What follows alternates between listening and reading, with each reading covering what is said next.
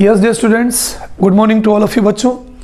Second part में बच्चों हम आगे पढ़ने जा रहे हैं कि what are the different factors that affect the solubility of substance. तो बच्चों सॉल्युबिलिटी ऑफ सब्सटेंस की यदि हम बात करें तो जो पहला फैक्टर्स होता है वो होता है solution of solid in liquid. Solution of solid in liquid, solid का लिक्विड में solution of solid in liquid. बच्चों जब भी हम सॉलिड की लिक्विड में बात करते हैं तो दो बातें हमेशा याद रखिए, ये एमसीक्यूज में पेपर में आते हैं। पहली जो एनर्जी होती है उसे हम बोलते हैं लेटाइस एनर्जी। कौन सी एनर्जी बोलते हैं? Lattice energy.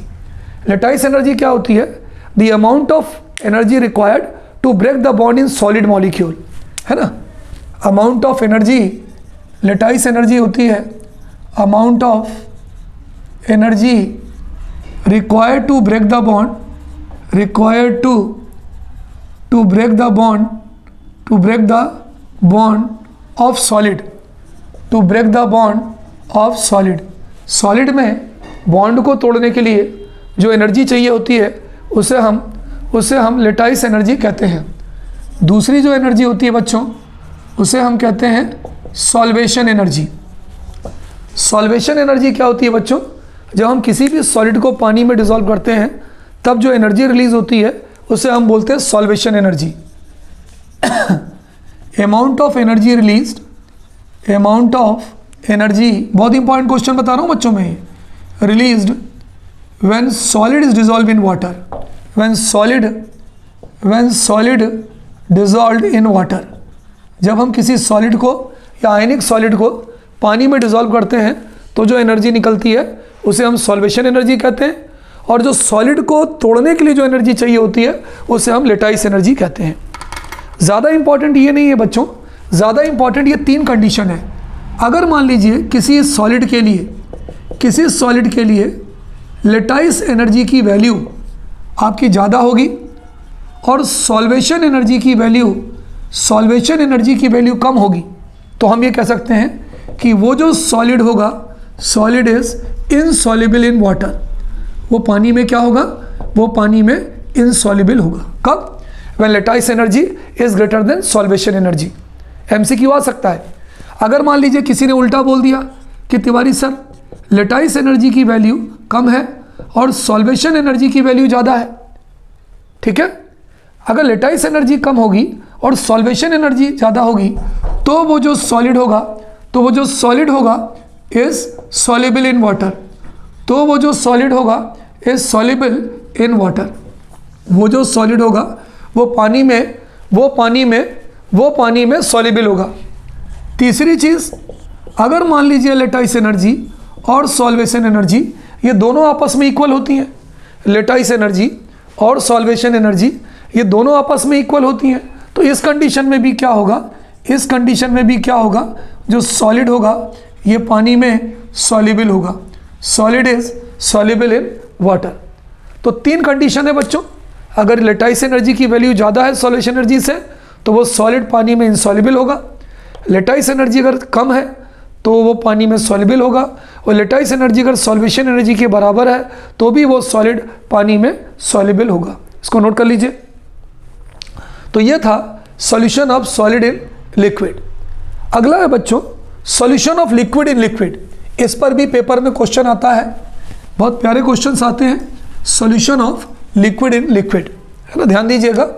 अगला है हमारा solution of liquid in liquid. इसमें भी हमारे पेपर में क्वेश्चन आते हैं बच्चों। इसमें जो क्वेश्चंस आते हैं पेपर में उसमें एक ही कॉन्सेप्ट लगता है, लाइक डिसॉल्व लाइक। उसमें जो हमारे पेपर में कॉन्सेप्ट लगता है वो कॉन्सेप्ट कहता है like dissolves like. Like dissolves like, एक जैसी चीज़ें एक जैसी चीज़ों में घुलती हैं। मान लीजिए हमारे पेपर में क्वेश्चन आ गया why NaCl is soluble in water. भाई NaCl जो होता है ये सॉल्युबल इन वाटर, ये तो पानी में सॉल्युबल है। वाइल बेंजीन इज, जबकि जो बेंजीन होता है benzene is insoluble in water. Benzene is insoluble in water. Paper में क्वेश्चन आ गया बच्चों कि जो सोडियम क्लोराइड होता है ये तो पानी में सॉल्युबल होता है, जबकि जो बेंजीन होता है ये पानी में इनसॉल्युबल होता है। ऐसा क्यों होता है? Why is it so? ऐसा क्यों होता है? तो बच्चों इसका रीज़न है सोडियम क्लोराइड चार्ज मॉलिक्यूल होता है, जिसको हम बोलते हैं polar molecule. Na positive Cl negative, ये पोलर मॉलिक्यूल होता है और हम इसे चार्ज मॉलिक्यूल कहते हैं। सोडियम क्लोराइड भी, वाटर भी पोलर है, H पॉजिटिव OH नेगेटिव। तो क्या होता है Na पॉजिटिव और H ये दोनों पोलर हैं, दोनों चार्ज हैं, तो ये एक दूसरे के अपोजिट चार्ज से जुड़ जाते हैं। इसका पॉजिटिव उसके नेगेटिव से और इसका नेगेटिव उसके पॉजिटिव से, क्योंकि ये भी पोलर है ये भी पोलर है, दोनों का नेचर सेम है, इसलिए दोनों एक दूसरे में सॉल्युबल हो जाते हैं। यहाँ पर क्या है, वाटर तो पोलर है, वाटर पर H पॉजिटिव चार्ज है, OH नेगेटिव चार्ज है, लेकिन जो बेंजीन है इसमें कोई भी चार्ज नहीं होता, ये है नॉन पोलर, इसलिए बेंजीन जो है पानी में सॉल्युबल नहीं होता। तो हम ये कह सकते हैं हमारे आंसर में कि NaCl is soluble in water. NaCl is soluble in water. क्यों? Both of them is polar, दोनों के दोनों कैसे होते हैं? पोलर होते हैं। पोलर मतलब दोनों पे चार्ज होते हैं। जबकि हम ये कह सकते हैं कि जो बेंजीन होता है, benzene is insoluble in water. Insoluble in water क्यों? क्योंकि ये जो बेंजीन है ये तुम्हारा नॉन पोलर होता है, इस पर चार्ज नहीं होता है, और वाटर जो है ये पोलर होता है। इन दोनों का नेचर अलग अलग है, इसलिए benzene is insoluble in water. तो अगर पेपर में आपके क्वेश्चन आए तो आपका आंसर यही होगा कि सोडियम क्लोराइड पानी में इसलिए सॉल्युबल होता है क्योंकि दोनों के ऊपर चार्ज होता है, both of them are polar in nature. और ये जो तुम्हारा बेंजीन है ये पानी में इनसॉल्युबल क्यों होता है? Benzene is non polar while water is polar. Note कर लीजिए बच्चों। अगला है बच्चों गैस के लिक्विड में सॉल्युबिलिटी। ये सबसे इंपॉर्टेंट है और हमारे पेपर में ज़्यादातर जो क्वेश्चंस हैं वो इसी पर बेस्ड आते हैं। Solution of gas in liquid, हमारे पेपर में ज़्यादातर जो क्वेश्चंस आते हैं वो आते हैं solution of gas in liquid. इस टॉपिक से ज़्यादा हमारे पेपर में क्वेश्चंस आते हैं solution of gas in liquid. बहुत ज़्यादा हमारे पेपर में इससे क्वेश्चंस आते हैं। ठीक है, अब इसके कई सारी चीज़ें हैं भाई। कभी कभी हमारे पेपर में क्वेश्चन पूछते हैं CO2 गैस है, SO2 गैस है, अमोनिया है। ये जो गैसेस हैं ये पानी में सॉल्युबल होती हैं, सॉल्युबल इन वाटर। ये जो गैसें हैं ये पानी में सॉल्युबल होती हैं, जबकि while nitrogen oxygen are insoluble in water, are insoluble in water. हमारे पेपर में क्वेश्चन ही आ गया कि भाई CO2 है, SO2 है, सल्फर डाइऑक्साइड है, अमोनिया है। ये जो गैसें होती हैं ये सबके सब पानी में सॉल्युबल होती हैं, और जबकि नाइट्रोजन ऑक्सीजन जो गैसें होती हैं ये पानी में इनसॉल्युबल होती हैं। तो बच्चों इसका आंसर क्या होता है? ये जो तीनों गैसें हैं CO2 है, SO2 है, अमोनिया है, ये ईजिली लिक्विफाइड हो जाती हैं। ये आसानी से, जब ज़्यादा गैसें क्या होती हैं, जब गैसों को हम हाई प्रेशर पे कंप्रेस करते हैं तो वो लिक्विड में कन्वर्ट हो जाती हैं। तो ये जो गैसें होती हैं CO2 है, SO3 है, अमोनिया है, ये इजीली कंप्रेसिबल होती हैं, है ना। SO2 भी ले सकते हो, SO3 भी ले सकते हो। इनको हम आसानी से लिक्विड में कन्वर्ट हो जाती हैं हाई प्रेशर पे, और ये पानी से रिएक्ट भी करती हैं, तो इन गैसों की लिक्विड में सॉल्युबिलिटी ज़्यादा होगी। जबकि नाइट्रोजन ऑक्सीजन, इनकी पानी में सॉल्युबिलिटी बहुत कम होती है। आप देखिए ऑक्सीजन में, वाटर के अंदर ऑक्सीजन की मात्रा बहुत कम होती है। क्यों? क्योंकि ऑक्सीजन की या नाइट्रोजन की ये इजीली लिक्विफाई नहीं होती हैं, और इनकी पानी में भी सॉल्युबिलिटी कम होती है, इसलिए पानी में इनसॉल्युबल होती हैं। तो हम ये कह सकते हैं कि हम अगर इसका आंसर देखें तो इसके आंसर में हम ये कह सकते हैं बच्चों कि ये जो गैसें हैं जैसे कि CO2 है, SO2 है, अमोनिया है ना, ये इजीली लिक्विफाइड हो जाती हैं, यानी आसानी से लिक्विड में कन्वर्ट हो जाती हैं, एंड रिएक्ट्स विथ वाटर, और ये पानी से रिएक्ट भी कर लेती हैं, रिएक्ट्स विथ वाटर। ये जो गैसें होती हैं बच्चों ये पानी से क्या कर लेती हैं?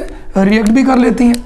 देयरफॉर सॉल्युबल इन वाटर, इसलिए ये पानी में सॉल्युबल होती हैं। फिर से देखिए, CO2 हो या SO2 हो या अमोनिया हो, ये आसानी से लिक्विफाइड हो जाती हैं या पानी से रिएक्ट कर लेती हैं, इसलिए ये पानी में सॉल्युबल होती हैं।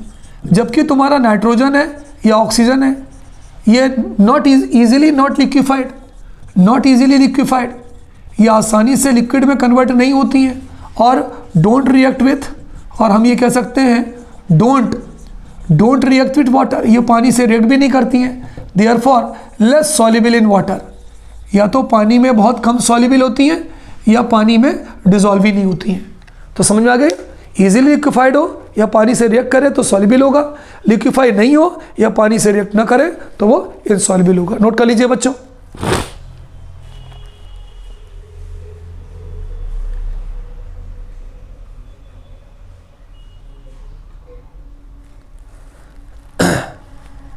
अगला है बच्चों, बहुत इंपॉर्टेंट है, effect of temperature on the solubility of gas in liquid, है ना। What is the effect of temperature on the solubility of gas in liquid, है ना। हमारा अगला जो टॉपिक है बच्चों, what is the effect of temperature on the solubility of gas in liquid, ठीक है। ये हमारा अगला क्वेश्चन है, मैं क्वेश्चन यहां पर लिख रहा हूं। हमारा अगला क्वेश्चन है बच्चों, what is the effect of temperature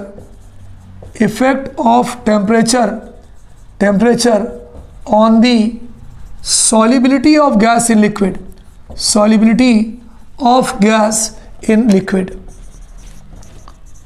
भाई आपने क्या देखा होगा, जब हम टेम्परेचर बढ़ाते हैं तो जो पानी है उसके अंदर से जो बुलबुले हैं वो निकल के बाहर आते हैं। इसका मतलब जो बुलबुले निकल कर बाहर आ रहे हैं वो क्या है, that is the dissolve oxygen in water. तो हम ये कह सकते हैं कि टेम्परेचर बढ़ाने पर जो पानी की जो सॉल्युबिलिटी होती है वो कम होती है ना। एक ग्राफ है जो आपने किताबों में देखा होगा, इस तरह का ग्राफ है। यहाँ पर अगर वो लिख दें solubility of gas in liquid, और यहाँ पर है टेम्परेचर, तो इसका ग्राफ ऐसा बनता है। देखिए, मतलब जैसे जैसे टेम्परेचर आपका बढ़ता जा रहा है वैसे वैसे गैस की लिक्विड में सॉल्युबिलिटी क्या होती जा रही है, बोलिए, बढ़ती जा रही है, कम होती जा रही है ना। तो अगर मान लो आपके पेपर में ग्राफ पूछें कि गैस की सॉल्युबिलिटी और टेम्परेचर के बीच में ग्राफ कैसा बनेगा, तो ऐसा बनेगा। ये देखिए, सॉल्युबिलिटी गैस की ज़्यादा है, जैसे जैसे आप टेम्परेचर बढ़ाते जा रहे हो गैस की लिक्विड में सॉल्युबिलिटी कम होती जा रही है। तो हम ये कह सकते हैं इसके आंसर में कि solubility of gas in liquid is directly proportional to the temperature, is inversely proportional to the temperature. Inversely समझते हो, टेम्परेचर को बढ़ाएंगे तो गैस की लिक्विड में सॉल्युबिलिटी कम होगी। भाई पानी को गर्म कर रहे हैं, उसके अंदर गैस जो हो रही है वो बाहर निकल रही है, और अगर हम ठंडा कर रहे हैं तो गैस पानी में सॉल्युबल होगी, है ना। नोट कर लीजिए कि with the increase in temperature solubility of gas in liquid decreases. Temperature बढ़ाएंगे तो गैस की लिक्विड में जो सॉल्युबिलिटी होगी वो कम होगी। नोट कर लीजिए। कभी कभी बच्चों इसमें पेपर में क्वेश्चन आता है, aquatic animals are more comfortable in cold water, are more comfortable, बहुत इंपॉर्टेंट क्वेश्चन है, कई बार पेपर में आया है। Are more comfortable in cold water than hot water, है ना। थर्मल पॉल्यूशन बोलते हैं, पानी जब गर्म हो जाता है ना तो उसके कारण भी पानी के अंदर पॉल्यूशन होता है, उसको हम बोलते हैं थर्मल पॉल्यूशन। तो क्या होता है बच्चों, कोल्ड वाटर में क्या है, पानी का टेम्परेचर कम है, तो क्या हो गया, oxygen gas will remain dissolve in water, थोड़ी बहुत ऑक्सीजन पानी में डिजॉल्व होगी, मछलियाँ सांस लेंगी, एक्वेटिक एनिमल मछलियाँ भी और भी हैं, प्रॉब्लम नहीं होगी। लेकिन अगर हम पानी गर्म हो जाता है, हॉट हो जाता है, तो क्या होता है, टेम्परेचर बढ़ने पर ऑक्सीजन की लिक्विड में सॉल्युबिलिटी कम होती है, तो ऑक्सीजन की मात्रा कम हो जाएगी, तो क्या होगी, मछलियाँ मर जाएंगी, वो ईजिली उसमें सर्वाइव नहीं कर पाएंगी। तो क्वेश्चन नोट कर लीजिए, aquatic animals are more comfortable in cold water than hot water. तो इसका आंसर ये हो सकता है बच्चों कि in cold water oxygen is soluble in water, oxygen is soluble in water, ठीक है। बट इन हॉट वाटर, जब पानी तुम्हारा गर्म हो गया तो उसका टेम्परेचर बढ़ गया। इन hot water with the increase in temperature, ऊपर एरो का मतलब हो गया increase, with the increase in temperature the solubility of gas in liquid decreases, the solubility of gas in liquid, the solubility of gas in liquid decreases. इसीलिए तो क्या होगा, aquatic animals ज़्यादा कंफर्टेबली आपके हॉट वाटर में नहीं ले पाएंगे। फिर से देखिए, इन कोल्ड वाटर, पानी ठंडा है, oxygen is soluble in water, वो ऑक्सीजन पानी में घुली हुई है। लेकिन अगर आप गर्म पानी है तो उसका टेम्परेचर बढ़ गया, और अगर टेम्परेचर बढ़ गया तो वो जो ऑक्सीजन है पानी में जितनी होनी चाहिए उतनी पानी में नहीं है। तो with the increase in temperature the solubility of gas in liquid decreases. कौन सी गैस की सॉल्युबिलिटी बढ़ेगी, the solubility of oxygen gas in liquid decreases. यही कारण है कि जो एक्वेटिक एनिमल्स होते हैं they are more comfortable in cold water than in hot water. Note कर लीजिए।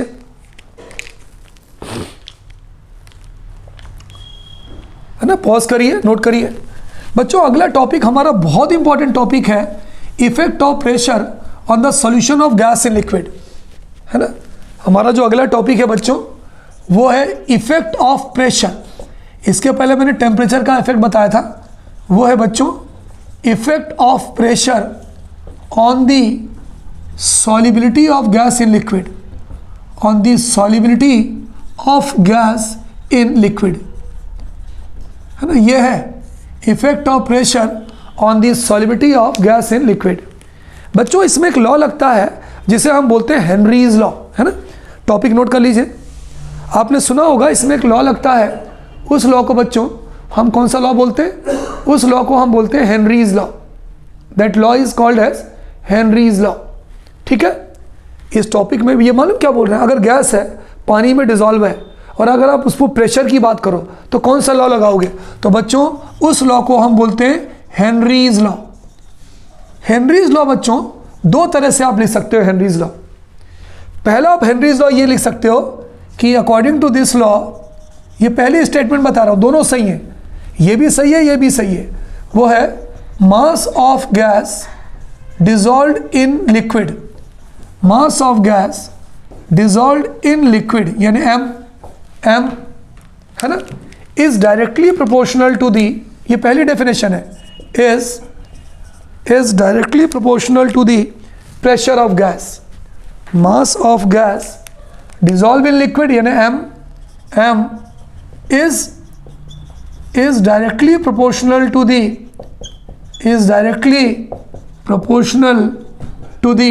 pressure of gas, is directly proportional to the pressure of gas।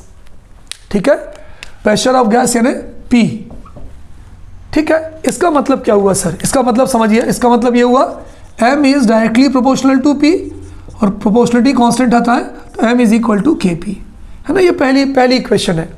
भाई मान लीजिए कि ये पेप्सी की एक बोतल है ना, ये पेप्सी की एक बोतल है, पेप्सी या कोको कोला या कोई भी सॉफ्ट ड्रिंक्स उसे बोलते हैं जिसमें CO2, कोई भी जो बोतल होती है जैसे कोका कोला है, पेप्सी है, उसे हम सॉफ्ट ड्रिंक कहते हैं। क्यों? क्योंकि इसमें वाटर होता है, लिक्विड होता है और उसके अंदर CO2 गैस डिजॉल्व होती है। तो बच्चों कोई भी लिक्विड जिसमें CO2 गैस डिजॉल्व है उसे हम बोलते हैं सोडा वाटर। क्या बोलते हैं बच्चों? उसे हम बोलते हैं सोडा वाटर। मान लीजिए सोडा वाटर का ढक्कन बंद है। भाई जब तक ढक्कन बंद है तो उस पर प्रेशर ज़्यादा लगाए, ढक्कन बंद है प्रेशर ज़्यादा लगाए, ज़्यादा प्रेशर होगा तो क्या होगा, ये जो CO2 गैस है वो पानी में डिजॉल्व होगी, है ना, पेप्सी वगैरह में देखा होगा। लेकिन जैसे ही हम ढक्कन को खोल देते हैं क्या होता है, तुरंत वो CO2 गैस निकल जाती है। इसका मतलब तो ये हुआ ना कि अगर जितना ज़्यादा प्रेशर होगा किसी लिक्विड पे उतनी ज़्यादा मात्रा में जो गैस होगी वो पानी में सॉल्युबल होगी। ढक्कन बंद है, CO2 गैस पानी में घुली हुई है, जैसे ही ढक्कन खोला CO2 गैस बाहर निकल गई। ज़्यादा प्रेशर ज़्यादा मात्रा में गैस सॉल्युबल होगी, कम प्रेशर कम मात्रा में गैस सॉल्युबल होगी। तो इसका एग्जाम्पल हम ले सकते हैं सोडा वाटर बोतल, है ना। क्यों? क्योंकि अगर ढक्कन बंद है प्रेशर ज़्यादा है, ज़्यादा गैस सॉल्युबल होगी, ढक्कन खुल गया प्रेशर कम हो गया, कम गैस सॉल्युबल होगी। दूसरा हम कैसे कह सकते हैं, देखिए हेनरीज लॉ की एक डेफिनेशन तो ये है, दूसरी हेनरीज लॉ की डेफिनेशन है कि the partial pressure of gas, the partial pressure of gas, partial है ना हेनरीज लॉ की बच्चों जो दूसरी डेफिनेशन है उसको हम कहते हैं Henry's law in terms of partial pressure, है ना, उसको हम कहते हैं mole fraction of gas, Henry's law in terms of partial pressure. ये दूसरी डेफिनेशन कहती है कि the partial pressure of gas in liquid, partial pressure of gas in liquid is directly proportional to the, दोनों सही है, ये भी सही है ये भी सही है, ये फार्मूले वाला, इस पे न्यूमेरिकल आते हैं पेपर में। Partial pressure of gas in liquid is directly proportional to the partial pressure of liquid को अपन पी लिख सकते हैं, बिल्कुल लिख सकते हैं sir, is directly proportional to the mole fraction of gas, is directly proportional to the mole fraction of gas यानी x। तो ये हो जाएगा P is directly proportional to x, partial pressure of gas is directly proportional to the mole fraction of gas, है ना, या P is equal to, जब proportionality हटाते हैं तो एक दूसरा कांस्टेंट रखते हैं KH इंटू एक्स। ये जो तुम्हारा KH होता है बच्चों, इसको हम कहते हैं Henrys constant, Henrys law constant. ये जो KH है इसको हम कहते हैं हेनरीज लॉ कांस्टेंट। क्या होता है हेनरीज लॉ कांस्टेंट, अभी थोड़ी देर में मैं आपको बताऊंगा। तो यदि आपके पेपर में क्वेश्चन पूछा जाए भाई हेनरीज लॉ, अच्छा मान लीजिए कोई किसी ने हमसे पूछा कि तिवारी सर इन दोनों में ज़्यादा एडवांस डेफिनेशन कौन है, तो इन दोनों में ज़्यादा एडवांस डेफिनेशन ये वाली है, the partial pressure of gas dissolve in water is directly proportional to the mole fraction of gas dissolve in water.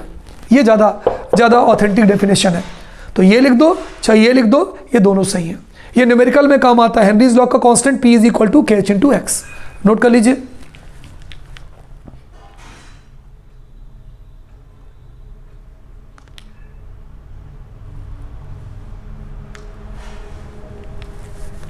अब कभी कभी पेपर में क्वेश्चन आता है कि हेनरीज लॉ कांस्टेंट से आपको क्या समझ में आता है, what is the information given by Henrys law constant. Question में लिख रहा हूं what is information या what are informations given by Henry's law constant, what are informations given by Henry's law constant, Henry's law constant, Henry's law constant से कौन कौन सी आपको information मिलती है। पहली information KH is directly proportional to the temperature of gas, to the temperature of gas, ये पहली information है कि जितना ज़्यादा वैल्यू मतलब सॉल्यूशन का गैस, जिसमें solution of gas in liquid, ये जो हम हेनरीज लॉ लगाते हैं ये ऐसा सॉल्यूशन है जिसमें पानी में गैस घुली है, गैस कम है पानी ज़्यादा है, तो KH is directly proportional to the temperature of gas. जितना ज़्यादा पानी का टेम्परेचर होगा उतनी ज़्यादा हेनरी कांस्टेंट की वैल्यू होगी। दूसरा, KH is inversely proportional to the solubility of gas in liquid, to the solubility of gas in liquid, मतलब जितनी ज़्यादा हेनरीज लॉ कांस्टेंट की वैल्यू ज़्यादा होगी तो उस गैस की पानी में सॉलिडिटी कम होगी। मान लीजिए आपके पेपर में क्वेश्चन आया, एक क्वेश्चन मैं लिख रहा हूँ द वैल्यू ऑफ KH मतलब Henry's law constant is more, the value of KH यानी Henry's law constant is more for A solution, is more for A solution than B solution, है ना। Henry's law constant value is more than A solution, is more than A solution than B solution, ठीक है, ठीक है। इसका मतलब ये हुआ कि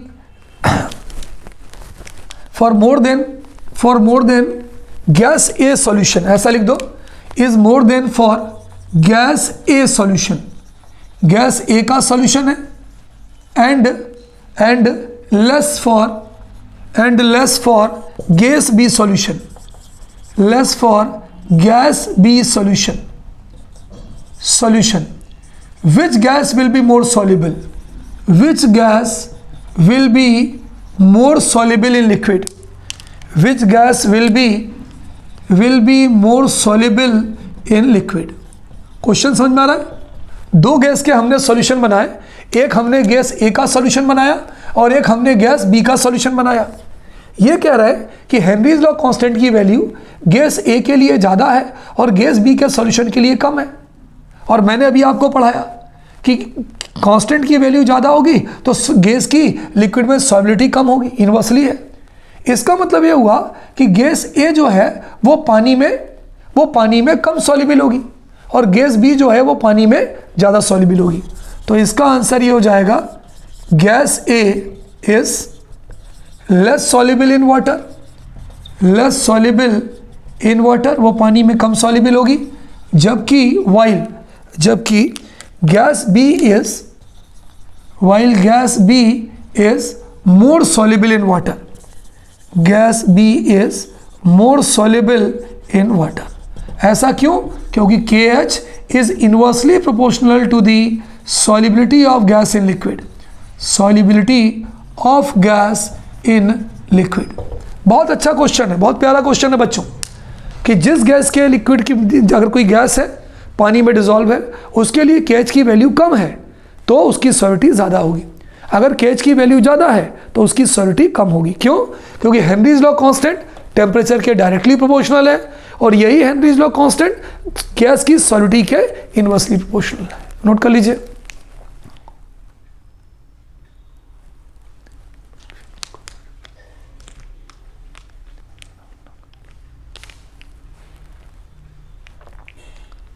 कभी कभी बच्चों हमारे पेपर में एप्लीकेशन पूछते हैं कि भाई हेनरीज लॉ जो कांस्टेंट है इसकी कौन कौन से यूजेस हैं, इसकी कौन कौन सी एप्लीकेशंस हैं। तो पहला है in the production of carbonated drink, है ना। इसका जो पहला जो है इसका वो ये है एप्लीकेशंस।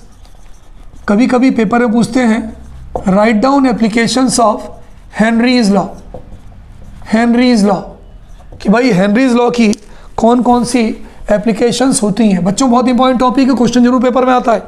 कौन कौन सी एप्लीकेशंस होती हैं? पहला in production of carbonated beverages, in production of carbonated beverages. Carbonated समझते हो, कार्बन डाइऑक्साइड वाले सॉल्यूशन को बनाने में। In the production of carbonated beverages, beverages मतलब मटेरियल। दूसरा इन दी फंक्शनिंग ऑफ लंग्स, हमारा जो फेफड़ा काम करता है वो भी इसी पर करता है। इन दी फंक्शनिंग ऑफ, बोलो, लंग्स, लंग्स में के फंक्शन में। इन डीप सी डाइविंग, इन deep sea diving, deep sea diving, समुद्र के अंदर भी इसका जो एप्लीकेशन है वो फंक्शन करती है ना। For people living at high altitude, for people living at high altitude, high altitude पे जो लोग रहते हैं वहाँ भी। तो ये इसकी कुछ एप्लीकेशंस हैं जो आपको लिखना है। Is it clear? चलिए बच्चों, कभी कभी हमारे पेपर में क्वेश्चन आता है हेनरीज लॉ कांस्टेंट पे कि what are the limitations of Henry's law, कि हेनरीज लॉ की कमियां कौन कौन सी हैं। बहुत इंपॉर्टेंट क्वेश्चन है बच्चों, बहुत इंपॉर्टेंट क्वेश्चन है। Limitations of Henry's law, limitations of Henry's law, है ना। हेनरीज लॉ की कौन कौन सी कमियां हैं या कौन कौन से लिमिटेशंस हैं या ड्रॉबैक्स हैं, ठीक है। पहली यह है the pressure of gas should be low, the pressure of gas should be low and temperature should be high, and temperature should be high। ऐसा होना चाहिए ना भाई। प्रेशर कम होना चाहिए और टेम्परेचर जो है वो ज़्यादा होना चाहिए, क्योंकि अगर प्रेशर बहुत ज़्यादा कर देंगे तो वो गैस तो पानी से बाहर ही नहीं निकलेगी। भाई हेनरीज लॉ उस सॉल्यूशन पे लगता है जहाँ पे जब प्रेशर ज़्यादा हो तो गैस घुली हो, लेकिन जब प्रेशर कम हो जाए तो वो गैस बाहर आ जाए। तो यहाँ पर क्या होना चाहिए, गैस का प्रेशर कम होना चाहिए और टेम्परेचर जो है वो ज़्यादा होना चाहिए ताकि वो गैस पानी में घुल ना पाए। दूसरी चीज़, the gas should not undergo the compound formation with the liquid. भाई मान लो अमोनिया गैस है, अमोनिया गैस को हमने पानी में घोला। अगर हम अमोनिया गैस को पानी में घोलेंगे तो अमोनिया गैस तो पानी से रिएक्ट कर जाती है, बना लेगी अमोनियम हाइड्रोक्साइड, और वो पानी से बाहर ही नहीं निकलेगी। तो अगर वो पानी से बाहर नहीं निकलेगी तो क्या हेनरीज लॉ लगेगा? नहीं लगेगा। हेनरीज लॉ कहता है अगर प्रेशर ज़्यादा है तो वो गैस पानी में घुल जाएगी, लेकिन जैसे ही हम प्रेशर को कम कर देंगे वो फिर से बाहर निकल आएगी। तो दूसरी इसकी लिमिटेशंस ये है कि the gas should not undergo the compound formation with the liquid in which it is dissolve. जिस पानी के अंदर गैस को हमने घोला है वो उसके साथ कंपाउंड नहीं बनाना चाहिए। तो जो दूसरी जो हमारी लिमिटेशन है वो है the gas should not undergo compound formation, should not undergo the compound formation with the liquid. Compound should not undergo the compound formation with the liquid. ये हमारा कंफ्यूजन है। तो बच्चों कोई लिमिटेशन आपसे पूछे तो दो लिमिटेशन बहुत प्यारी है, the pressure of the gas should be low and temperature should be high, and the gas should not undergo the compound formation of the liquid in which it is dissolve. Note कर लीजिए कमियां, limitations of Henry's law.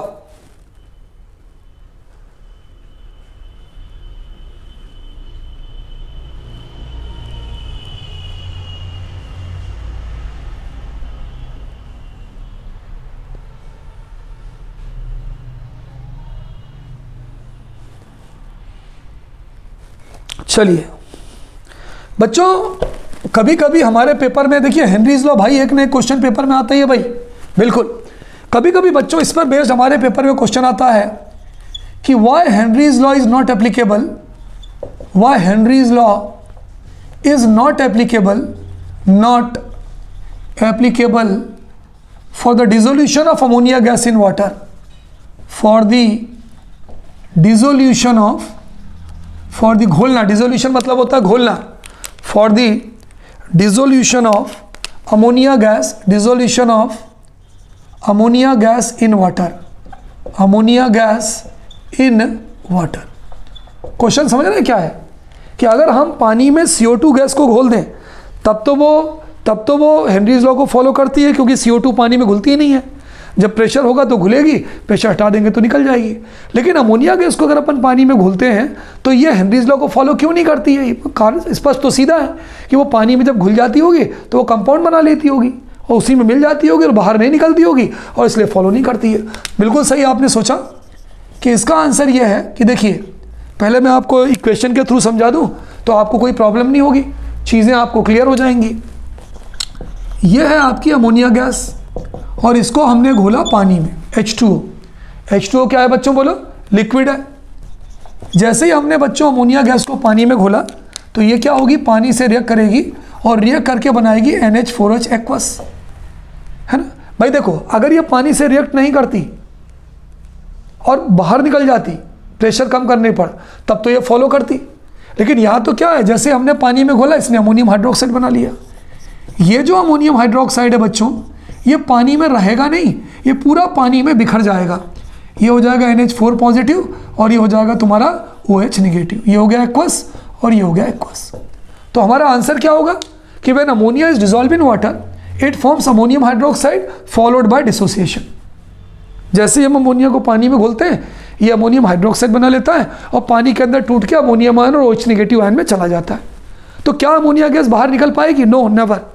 It means we can say that the dissolution of ammonia gas in water does not follow Henry's law, है ना, क्योंकि जो पानी में रह जाए वो बाहर ना निकले वो हेनरीज लॉ को फॉलो नहीं करेगा। तो हम ये कह सकते हैं कि when NH3 अमोनिया, है ना, is dissolve in water, is dissolve in water, जब इसको पानी में घोलते हैं तो इट फॉर्म्स, ये क्या बनाता है, इट फॉर्म्स अमोनियम हाइड्रोक्साइड। इसका नाम बोल रहा हूँ, लिख लीजिएगा। इट फॉर्म्स, सबको इसका नाम मालूम है, इट फॉर्म्स अमोनियम, बोलो कौन सा कंपाउंड बनाता है, अमोनियम हाइड्रोक्साइड। वो रुकती नहीं है, फॉलोड बाय डिसोसिएशन, वो टूट जाती है। तो फॉलोड बाय डिसोसिएशन। तो ये इसका आंसर हो गया कि वो कंपाउंड बना लेगी और टूटेगी, इसलिए ये पानी से बाहर नहीं निकल पाती है और इसलिए ये हेनरीज लॉ को फॉलो नहीं करती है। नोट कर लीजिए, therefore it does not follow Henrys law. Is it clear? चलो बच्चों, इसी क्वेश्चन को अगर मैं चेंज कर दूं, अमोनिया गैस की जगह लिख दूं हाइड्रोजन क्लोराइड गैस। हाइड्रोजन, भाई क्वेश्चन तो वही है, मैंने अमोनिया गैस की जगह ले लिया हाइड्रोजन क्लोराइड गैस, तो भी आंसर यही होगा, वो गैस बाहर नहीं निकलेगी। HCl गैस हटा दिया, यहाँ पे ये हटा दिया, इसको हटा दिया, यहाँ पे ये हटा दिया, ये पूरा का पूरा हटा दिया। अब क्या होगा? अब तुम्हारे यहाँ कौन सी गैस आ गई? HCl gas. पानी में घोल दिया, ये बना लेगा HCl एक्वस, सुना होगा नाम, हाइड्रोक्लोरिक एसिड। यहाँ जो हमने गैस लिया है उसका नाम है हाइड्रोजन क्लोराइड गैस, लेकिन यहाँ पर जो है इसका नाम है हाइड्रोक्लोरिक एसिड। हाइड्रोक्लोरिक एसिड, ये हाइड्रोजन क्लोराइड गैस है और ये हाइड्रोक्लोरिक एसिड है। Is it clear? ठीक है। अब ये जो HCl है ये पानी में रुकता नहीं है, ये जो एक्वस है जो पानी वाला है ये पानी में टूट के H+ निगेटिव आयन और Cl नेगेटिव आयन में टूट जाता है। तो यहाँ पर क्या आ जाएगा? अब आपका जो आंसर है अमोनिया हट जाएगा, तो हम यहाँ पर आपका ये भी हट जाएगा, तो हम ये लिख सकते हैं when hydrogen chloride gas is dissolve in water it forms hydrochloric acid followed by dissociation. तो ये गैस जो थी वो पानी से बाहर ही नहीं आ रही है, इसका मतलब ये भी हेनरीज लॉ को फॉलो नहीं करती। नोट कर लीजिए, चलिए पॉज करिए, नोट करिए। बच्चों आगे बढ़ते हैं, अगला हमारा टॉपिक है वेपर प्रेशर, है ना। क्या होता है वेपर प्रेशर? बहुत बड़ा टॉपिक है बच्चों। व्हाट इज वेपर प्रेशर, कि भाई हम वेपर प्रेशर किसे कहते हैं, है ना। बहुत बड़ा टॉपिक है बच्चों, व्हाट इज वेपर प्रेशर। ठीक है, कि हम जो वेपर प्रेशर कहते हैं वो किसे कहते हैं। देखो बच्चों, एक छोटा सा मैं आपको एक्सपेरिमेंट बताऊं। ये हमने पानी लिया, ये हमने इसके अंदर पानी के मॉलिक्यूल हैं, सब पानी के मॉलिक्यूल हैं, और हमने इसके ऊपर एक बेल जार रख दिया, ये बेल जार रख दिया। पानी के सबसे ऊपर वाली लेयर कहलाती है बच्चों फ्री सरफेस। सबसे ऊपर वाली लेयर हमने हाथ रखा, टच हो गया, फ्री सरफेस कहलाती है। पानी को गर्म करेंगे, इसकी वेपर बनेंगी, इसकी वेपर बनेंगी। ठीक है, इसकी जब वेपर बनेंगी तो वेपर पहले ऊपर जाएंगी और वो कंडेंस होकर नीचे आएंगी। तो जो वेपर बनेंगी, इसकी पानी की जो वेपर बनेंगी वो पानी के फ्री सरफेस पर प्रेशर डालेंगी। भाई बाहर तो निकल नहीं पा रही हैं, बाहर तो निकल नहीं पा रही हैं, तो जो भी इसकी वेपर बनेंगी वो पानी की फ्री सरफेस पर प्रेशर डालेंगी। उसे हम बोलते हैं वेपर प्रेशर ऑफ लिक्विड। उसे हम क्या बोलते हैं? Vapour pressure of liquid. Vapour pressure of liquid. तो इसकी इक्वेशन क्या है? At equilibrium, at equilibrium, at equilibrium. Tiwari sir equilibrium क्यों कहते हो? हमने गर्म किया, वेपर बनी, पहले ऊपर गई, एवोपरेट हुई, फिर कंडेंस हुई, और तब तो वो प्रेशर बनाएंगी ना, ऊपर नीचे जाएंगी, बहुत सारी वेपर बनेंगी और वो वेपर लिक्विड की सरफेस पे प्रेशर बना रही हैं। तो एट इक्विलिब्रियम, इक्विलिब्रियम में है क्योंकि इवेपोरेशन भी हो रहा है, कंडेंसेशन भी हो रहा है। At equilibrium the pressure exerted by vapour, the pressure exerted लगाया जाता है, जो लगाया जाता है, the pressure exerted by vapour, जो वेपर है जो प्रेशर लगाती है, कहाँ? On the free surface of liquid, on the free surface of liquid, liquid की फ्री सरफेस पे, is called vapour pressure of liquid, is called vapour, बहुत ध्यान से सुनिएगा, is called vapour pressure of liquid. समझ में आ गया अच्छे से? इक्विलिब्रियम स्टेट पे पानी था, गर्म किया, कुछ ऊपर जा रहे हैं, कुछ नीचे आ रहे हैं, एवेपोरेशन भी चल रहा है, कंडेंसेशन भी चल रहा है, बहुत सारे वेपर के मॉलिक्यूल होंगे। वो वेपर के मॉलिक्यूल क्या करेंगे? लिक्विड की फ्री सरफेस पे प्रेशर लगाएंगे, उसे हम उस लिक्विड का वेपर प्रेशर कहेंगे। So at equilibrium state the pressure exerted by vapour on the free surface of liquid is called vapour pressure of liquid, है ना। तो कोई अगर आपसे पूछे कि भाई Tiwari sir what is vapour pressure of liquid, तो हम ये बता सकते हैं कि भाई ये जो है वेपर प्रेशर ऑफ लिक्विड है। फ्री सरफेस किसे कहते हैं? ग्लास में पानी भरा है, सबसे ऊपर वाली लेयर जहां हमारी उंगली टच होगी वो उसकी फ्री सरफेस कहलाएगी। नोट कर लीजिए। अब बच्चों एक बहुत प्यारा क्वेश्चन है, पॉज करिएगा, नोट करिएगा, जो हमारे पेपर में आता है, प्योर सॉल्वेंट और सॉल्यूशन। ये समझिए, प्योर सॉल्वेंट का मतलब होता है पूरा पानी जिसके अंदर कोई भी चीज़ डिजॉल्व नहीं है, और सॉल्यूशन का मतलब होता है पानी के अंदर हमने किसी चीज़ को घोला है। अब इधर देखिए, मैं दो कंपार्टमेंट में डिवाइड कर रहा हूँ। क्वेश्चन क्या है? मेरा क्वेश्चन है वाई, मेरा क्वेश्चन है why the vapour pressure of solution, why the vapor pressure of solution is less than vapor pressure of pure solvent, is less than vapor pressure of pure solvent। बहुत प्यारा question है। Question ये कह रहा है कि एक सॉल्यूशन है, पानी है, पानी के अंदर शक्कर है, और दूसरा केवल पानी है।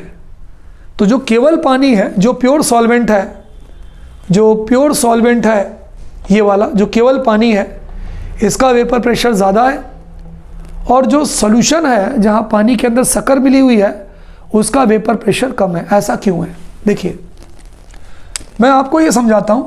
पहले आपको बताता हूँ vapour pressure of pure solvent.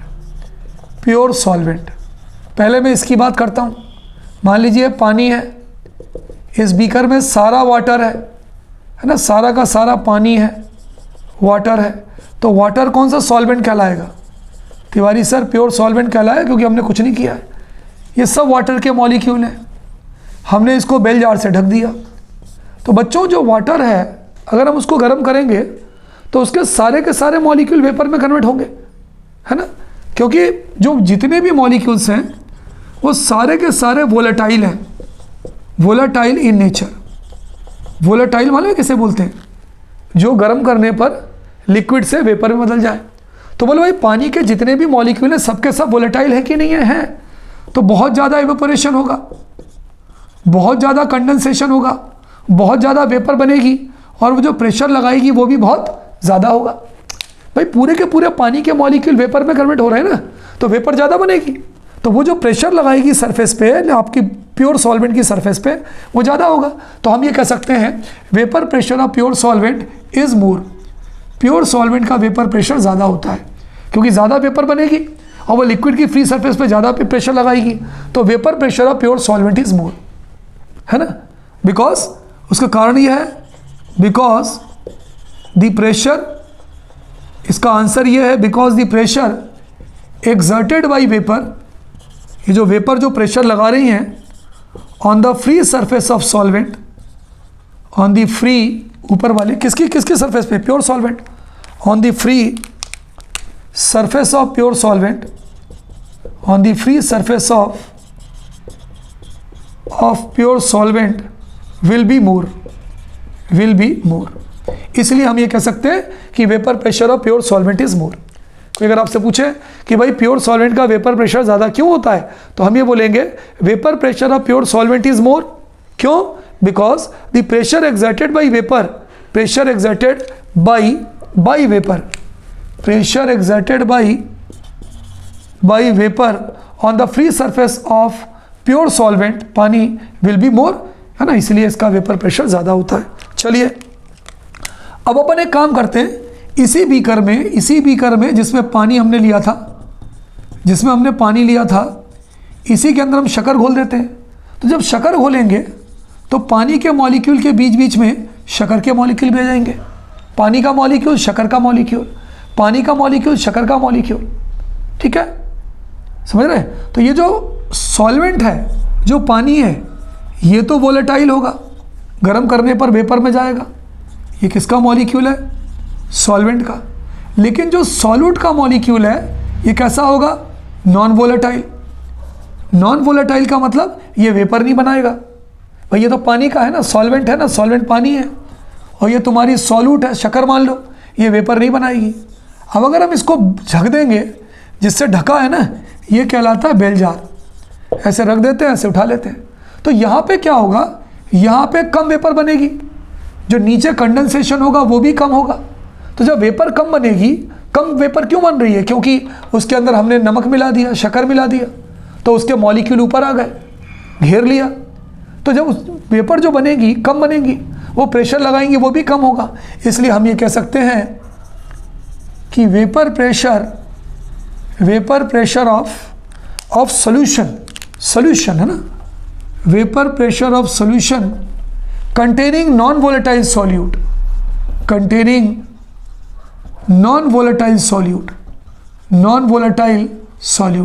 मतलब जो हमने घोला है उसके अंदर वो ऐसी चीज़ है जो वेपर नहीं बनाती। कंटेनिंग नॉन वोलेटाइल सॉल्यूट है ना, विल बी लेस। क्यों, अब लेस क्यों होगी, इसलिए होगी because the pressure exerted by vapour on the free surface of solution is less. Solution की फ्री सरफेस पर जो प्रेशर लग रहा है वो कम है। कम क्यों है, क्योंकि वेपर ज़्यादा बनी नहीं रही है। Because the pressure exerted by vapor on the free surface of solution is less, कम हो जाएगा। therefore vapor pressure of solution is less। Tiwari sir एक बात समझ में आया, किसी पानी में जितनी ज़्यादा हम सॉल्यूट मिलाते जाएंगे, शक्कर या कोई ऐसी चीज़ जो वेपर न बनाए, उसका वेपर प्रेशर उतना कम होता जाएगा। हो गई भाई, क्योंकि जितनी ज़्यादा हम नॉन वोलेटाइल चीज़ मिलाते जाएंगे, वो उतनी ज़्यादा वेपर को कैप्चर करता जाएगा सरफेस को, उतने कम वेपर बनेंगी, और जितनी कम वेपर बनेंगी वेपर प्रेशर उतना कम होगा। तो बिल्कुल क्लियर हो गया कि वेपर प्रेशर ऑफ सॉल्यूशन जो है हमेशा कम होता है, और प्योर सॉल्वेंट का वेपर प्रेशर हमेशा ज़्यादा होता है, क्योंकि प्योर सॉल्वेंट में वेपर ज़्यादा बनती है और सॉल्यूशन में वेपर कम बनती है ना। तो याद हो गया कि vapour pressure of solution is less than the vapour pressure of pure solvent. उल्टा बोले तो why the vapour pressure of pure solvent is more then the vapour pressure of solution. Note कर लीजिए।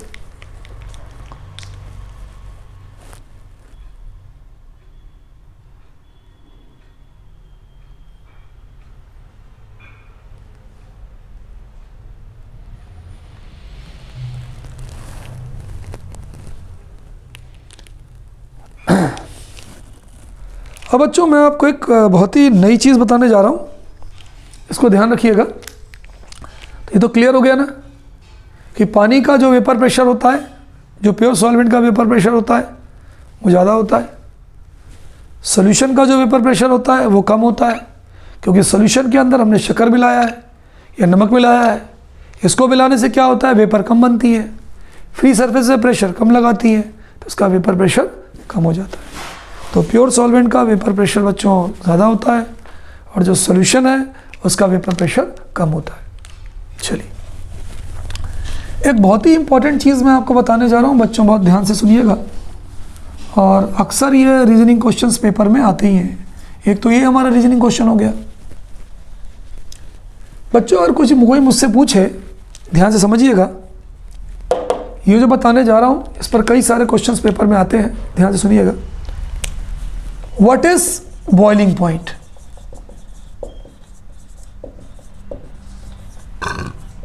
What is boiling point? देखो बच्चों, heating अलग होता है, किसी चीज़ को गर्म करना अलग होता है, और किसी चीज़ का जो बॉइलिंग पॉइंट है वो भी अलग होता है ना। बॉइलिंग पॉइंट अलग होता है, ठीक है। हमने पानी को गर्म करना शुरू किया तो वो हीटिंग हो रही है उसकी, वो बॉईल नहीं हो रहा। लेकिन जैसे ही पानी का टेम्परेचर 10, 20, 30, 40, 50, 60, 70 और 100 डिग्री पे पहुंचता है, वो पानी उबलने लगता है। तो बॉइलिंग पॉइंट पानी का 100 है। बाकी तो आप हीटिंग बोलोगे कि आप पानी को गर्म कर रहे हो, लेकिन अभी वो बॉइलिंग पॉइंट नहीं है। लेकिन जैसे ही पानी 100 पर पहुंचता है, हमारा पारा थर्मामीटर का, तो वो पानी उबलने लगता है। तो 100 डिग्री सेंटीग्रेड पानी का क्या कहलाएगा, बॉइलिंग पॉइंट, है ना। सुनिएगा, मैं जो बता रहा हूँ मेरी बात को ध्यान से सुनिएगा। तो अगर कोई तुमसे बॉइलिंग पॉइंट की डेफिनेशन पूछे तो आप बोलोगे दैट टेम्परेचर, बच्चों बहुत ध्यान से, ये जो चीज़ बताने जा रहा हूँ ये जान है सॉल्यूशन की। That temperature at which the vapour pressure of any liquid, the vapour pressure of any liquid becomes equal to the atmospheric pressure, becomes equal to the atmospheric pressure, becomes equal to the, कौन से pressure के बच्चों? atmospheric pressure is called boiling point of that liquid, is called boiling point of that liquid। वो temperature जिस पर किसी liquid का जो बॉइलिंग पॉइंट है वो एटमॉस्फेरिक प्रेशर के बराबर हो जाता है, उसे हम उस लिक्विड का बॉइलिंग पॉइंट कहते हैं। सर समझ में नहीं आया? सुनिए, इसको मैं एक डायग्राम के थ्रू आपको समझाने की कोशिश करता हूँ। एक ये लाइन है बच्चों, ये लाइन है 1 एटमॉस्फेरिक प्रेशर की, 1 एटमॉस्फेरिक प्रेशर। देखिए इससे इजी नहीं हो सकता कोई समझाने वाली चीज़ भाई। ये जो तुम्हारी लाइन है ये 1 एटमॉस्फेरिक प्रेशर की लाइन है। एक वायुमंडलीय दाब, इसको हिंदी में क्या बोलते हैं बच्चों? एक वायुमंडलीय दाब, 1 एटमॉस्फेरिक प्रेशर। ये प्रेशर हम पे ऊपर वाले भगवान लगा रहे हैं, गॉड लगा रहा है हम पे प्रेशर, 1 एटमॉस्फेरिक प्रेशर। ये जो लाइन है, ये लाइन मान लो हमारी है वेपर प्रेशर की, वेपर प्रेशर ऑफ लिक्विड। कोई भी लिक्विड हो सकता है, पानी हो सकता है, सॉल्यूशन हो सकता है। बच्चों मुझे बताइए, सारे लिक्विड का वेपर प्रेशर एक जैसा होगा या सारे लिक्विड का वेपर प्रेशर अलग अलग होगा? बताओ तिवारी सर, सारे लिक्विड का वेपर प्रेशर अलग अलग होगा। क्यों? जिसमें बिल्कुल ही कुछ भी नहीं है, पानी है, उसका वेपर प्रेशर ज़्यादा होगा। जितनी ज़्यादा चीज़ें हम पानी में मिलाते जाएंगे उसका वेपर प्रेशर कम होता जाएगा, उसका वेपर प्रेशर कम होता जाएगा। सपोज करिए ये जो वेपर प्रेशर है वो वाटर का है, पानी का है, और ये वाली लाइन आपकी एटमॉस्फेरिक प्रेशर की है, ये पानी का वेपर प्रेशर है। ठीक है, क्या कहता है बॉइलिंग पॉइंट? क्या कहता है भाई कि मैं क्या हूँ? बॉइलिंग पॉइंट क्या कहता है कि मैं वो वाला टेम्परेचर हूँ जिस पर किसी भी लिक्विड का, चाहे वो पानी हो, चाहे वो एल्कोहल हो, चाहे कुछ भी हो, उसका जो वेपर प्रेशर है वो एटमॉस्फेरिक प्रेशर के बराबर हो जाता है। चलिए अगर मैं पानी की बात करूं, अगर हम पानी को गर्म करते जाएंगे, गर्म करते जा रहे हैं, हम हीट कर रहे हैं, ये हीटिंग है। ये जो मैं एरो बना रहा हूँ ये हीटिंग का एरो है।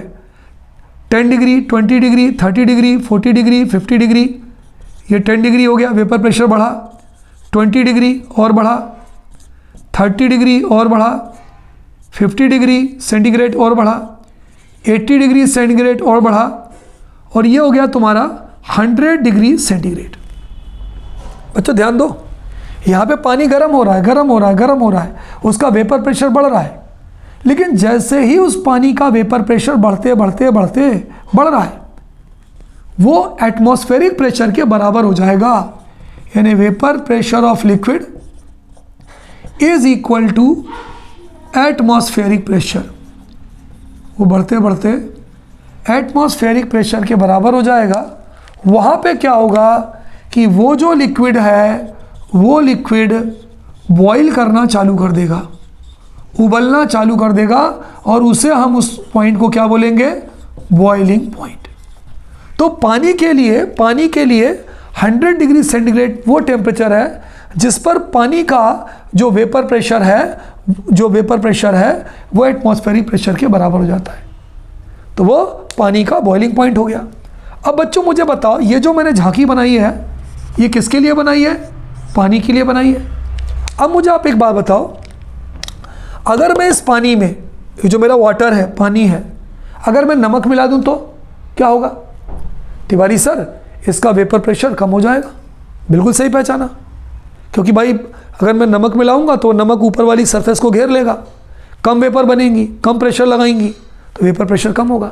इसका मतलब ये हुआ कि अगर ये पानी था, यहाँ पानी था, इस पानी में मैं शक्कर मिला देता तो क्या होता?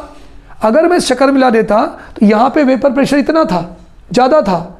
जैसे ही मैं शक्कर मिला दूंगा इसका वेपर प्रेशर और कम हो जाएगा। देखिए यहाँ वाली लाइन यहाँ आ रही है, ये पानी वाली लाइन है, और जैसे ही मैंने शक्कर मिला दिया उसका वेपर प्रेशर कम हो गया। तो ये हो गया vapour pressure of salt solution. Salt मतलब नमक वाले सॉल्यूशन का वेपर प्रेशर है। भाई एटमॉस्फेरिक प्रेशर वाली पट्टी तो फिक्स है ना, वन एटमॉस्फेरिक प्रेशर। तो हमारी बात क्या चल रही थी? Vapour pressure of salt solution. भाई पानी है, पानी का वेपर प्रेशर ज़्यादा होगा क्योंकि पानी में सब वाटर के मॉलिक्यूल्स हैं। लेकिन जैसे ही बच्चों हमने क्या किया, उसी पानी के अंदर नमक मिला दिया, सॉल्ट मिला दिया, तो उसका वेपर प्रेशर कम हो जाएगा। जितनी ज़्यादा चीज़ें मिलाते जाएंगे उसका वेपर प्रेशर उतना कम होता जाएगा। तो जैसे ही हमने नमक मिलाया उसका वेपर प्रेशर कम हो गया। आपको दिख रहा होगा वेपर प्रेशर कम हो गया है ना। तो यहाँ दिख नहीं रहा होगा आपको, तो मैं लिख रहा हूँ, ये जो पट्टी मैंने बनाया है ये है vapour pressure of salt solution. नमक मिलाया, वेपर प्रेशर कम हो गया। एटमॉस्फेयर की पट्टी वही रहेगी। हम वेपर प्रेशर तो कम ज़्यादा कर सकते हैं, पानी है, वेपर प्रेशर ज़्यादा है। जैसे जैसे चीज़ें मिलाते गए वेपर प्रेशर कम होता गया। अब क्या होगा, अब इस वाले वेपर प्रेशर को एटमॉस्फेरिक प्रेशर तक लाने के लिए हमें ज़्यादा गर्म करना पड़ेगा। आप कंपेयर कर लो, उसको कर लो कंपेयर। 10 डिग्री, 20, 30, 40, 50, 60, 70, 80, 90, 100। लेकिन तो गैप पड़ गया ना, तो 110, 120। तो यहाँ पे क्या हो गया, इसका बॉइलिंग पॉइंट ज़्यादा होगा। मान लीजिए इसका बॉइलिंग पॉइंट हो गया 120 डिग्री सेंटीग्रेड, यानी ये 100 डिग्री पे उबल रहा था, ये 120 डिग्री पे उबल रहा है। इसका मतलब ये हुआ कि जो सॉल्यूशन होगा उसका जो बॉइलिंग पॉइंट होगा वो प्योर सॉल्वेंट के बॉइलिंग पॉइंट से हमेशा क्या होगा, ज़्यादा होगा। तो अगर आपके पेपर में क्वेश्चन आए कि व्हाट इज बॉइलिंग पॉइंट, तो हम ये लिख सकते हैं that temperature at which the vapour pressure of any liquid becomes equal to the atmospheric pressure is called boiling point of that liquid. वो टेम्परेचर जिस पर किसी भी लिक्विड का boiling point vapour pressure atmospheric pressure के बराबर हो जाता है, उसे हम उस लिक्विड का बॉइलिंग पॉइंट कहते हैं। पॉज करिएगा, नोट करिएगा।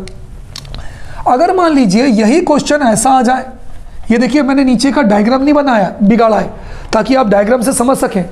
ये आ जाए question, why the boiling point of solution. मेरा क्वेश्चन है why the boiling point of solution, किसी भी सॉल्यूशन का जो बॉइलिंग पॉइंट होता है is more then boiling point of pure solvent, is more then boiling point of pure solvent. Pure solvent का मतलब क्या हुआ बच्चों, वाटर। मेरा क्वेश्चन ये है कि किसी भी सॉल्यूशन का जो बॉइलिंग पॉइंट होता है वो पानी के या प्योर सॉल्वेंट के बॉइलिंग पॉइंट से ज़्यादा क्यों होता है। देखो सीधा सा आंसर है, पानी का वेपर प्रेशर ज़्यादा होता है, इसलिए उसके वेपर प्रेशर को एटमॉस्फेरिक प्रेशर तक लाने के लिए कम गर्म करना पड़ता है, इसलिए उसका बॉइलिंग पॉइंट कम होता है। जैसे जैसे हम पानी में किसी चीज़ को मिलाते जाएंगे, सॉल्यूशन बनता जाएगा, वैसे वैसे उसका वेपर प्रेशर और नीचे आता जाएगा। अब क्या होगा, उसके वेपर प्रेशर को एटमॉस्फेरिक प्रेशर पर लाने के लिए हमें ज़्यादा गर्म करना पड़ेगा, इसलिए उसका बॉइलिंग पॉइंट ज़्यादा होगा। तो अगर हम एक लाइन में इसका आंसर लिखें तो हम ये कह सकते हैं कि in water vapour pressure is more, vapour pressure ज़्यादा होता है, therefore less heating is required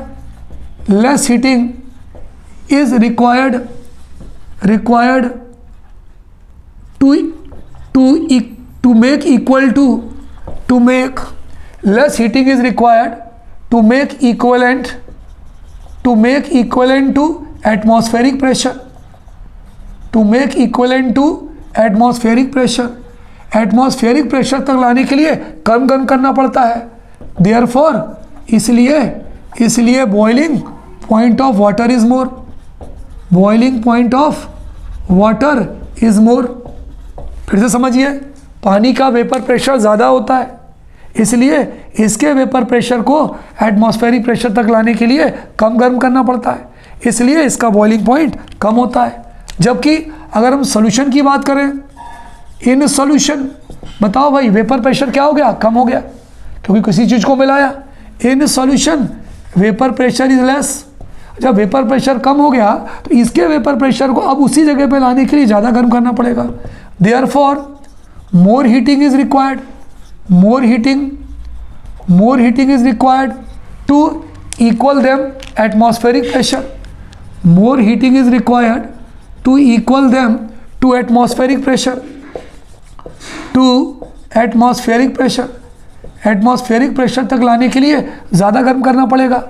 इसलिए हम कह सकते हैं therefore boiling point of solution is more.